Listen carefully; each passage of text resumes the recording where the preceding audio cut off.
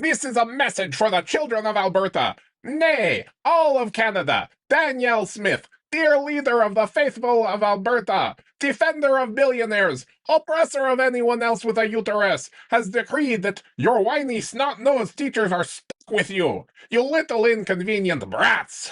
Why don't you just grow up and get a job in the oil fields? Danielle has bravely chosen to violate the rights of Albertan teachers because, remember kids, elected officials are gods.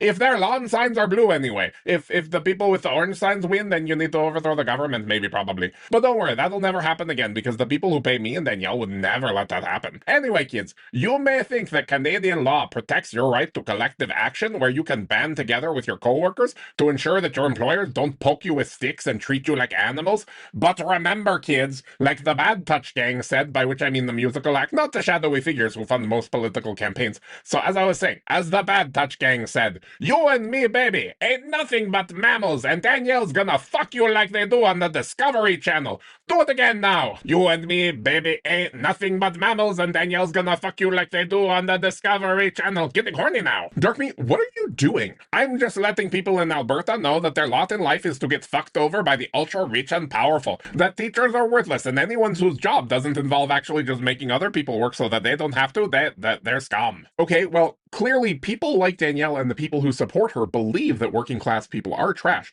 but just because some rich controlling assholes believe horrible things doesn't mean that we need to repeat it. But Danielle is legally allowed to illegally use the notwithstanding clause to do whatever she wants. That's how Canada works. The notwithstanding clause was supposed to be used in exceptional circumstances. It was supposed to be used for the benefit of citizens, not just because Danielle couldn't put down the bottle long enough to negotiate with a union. But Carney also forced the Air Canada flight attendants back to work, so it's okay if Danielle does it. Yeah, and Carney was wrong to force the flight attendants back to work. These rich asshole politicians keep acting like working class people owe our labor and our bodily autonomy to our employers, and that's not true. They think that the threat of homelessness and death if we lose our jobs should make us afraid of standing up to them, and it shouldn't, because they need us a hell of a lot more than we need them. Wait, you're not going to make excuses for Trudeau, Carney? No, of course not. I'm not aligned with any politician who oppresses the working class, and you shouldn't be either. But then how do I get paid for making political content? Darkmeat, nobody is paying you for making content. You're just being a tool of an oppressor for free,